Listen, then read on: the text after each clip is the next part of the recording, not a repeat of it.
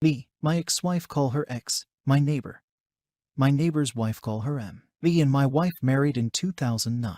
We had our baby in 2010. In 2010 while she was asleep, a message pooped on her phone and was a flirty message. I checked on her phone and it was from our neighbor. I went through every single message, which included sexting, sharing nudes, and even had planned meetups at hotels. This was going on from the first week into our marriage. I felt like my world crumbled in front of me. I took screenshots of every message and saved on my phone. Next day I contacted M and let her know about the affair. They were married for 4 years and had their first baby almost exact same time as we had ours. I confronted my wife and told her that I am going to give her divorce. She started crying and everything else, but I did not consider it. I also did paternity test on our child because the affair timeline was same as conception date. After 2 days, when I come home from work, our baby was crying in our bed and X was nowhere to be seen. Then I found a letter of her telling that she did not love me and she had left with AP and to not contact them. I knew this was coming, but I didn't believe that a mother can leave her child alone and can run off with her lover. I then went to M's house. She had received same letter by her husband. I felt sorry for her as she was going from postpartum depression, had her baby just a few months ago and was left alone. Also, paternity test result came back and he was my son. I tried to contact X family, but they also didn't know where she was and was shocked by her behavior. Her father even said that if she ever came back she would not be allowed to enter their house. They basically disowned her. Elle was very supportive. She began coming to my home to watch kids and even breastfed both of them. As time passed, we were like family. My son called her mom and had known only her as mom.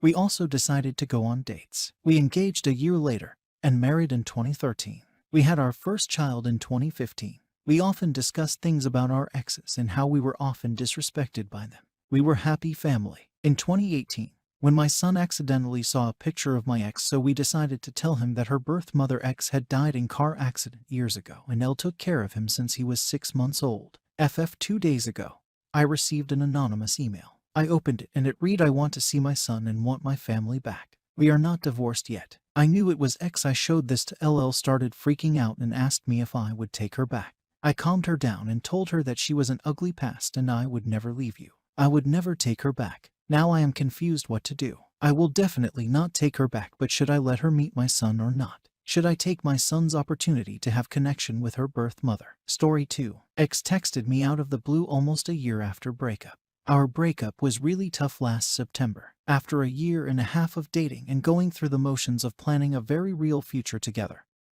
she dropped me like a sack of shit and treated me awfully on the few brief interactions we had during and after the breakup. I felt like a total write-off. I decided to work through it and mourn the best I could, try to improve myself to recover. I quit drinking alcohol entirely, got in great shape, rebounded from the loss of a great job, and though I'm not dating, I feel like I've grown considerably. Just trying to focus on being patient, grateful, and a bit more in tune with my spirituality. It hasn't been perfect, but I think I'm doing okay all things considered, especially coming out of the pandemic winter and dealing with the untimely death of a very dear friend at the same time. Last week, out of the blue, my ex texted me and told me she'd been thinking of me. She was acting as if nothing had ever happened and being very nice. I was thrilled to hear from her and had a brief exchange of a few messages. I ended up telling her if she could get free and wanted to catch up, she should let me know.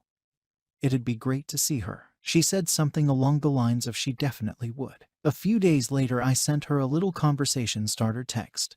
Nothing too important. What did I get in return? Silence. Nothing. Boy, that hurt at first. I was so disappointed. It took me about 24 hours of feeling bummed and anxious to actually realize that this was not my fault. She was showing me who she was and that she was careless. She hadn't reached out to me for me. She'd done it for her. She's probably trying to make herself feel better about something else going on in her life and falling back on the guy who she left for some kind of validation. I finally got a simple reply from her a few days later, something that took probably 5 seconds to type and send. Instead of feeling elated when I saw it, I felt almost nothing. She gave me the gift of showing me the truth. She's not the wonderful person I thought she was, and this wasn't something I could beat myself up for. She's just another person who is flawed and inconsistent. Exactly the kind of person I've learned to recognize and distance myself from. She will get a thank you from me in the form of being left unanswered. There's nothing to say. There's literally no reason to catch up, meet, or even speak to each other again. I'm finally free. I've moved on. And I've learned so much about showing myself love through better choices since everything fell apart with her. Today is a good day. Wherever you are in your breakup, hang in there. Everyone heals on their own time. Pain is such a catalyst for growth. Use it the best you can, a little bit at a time.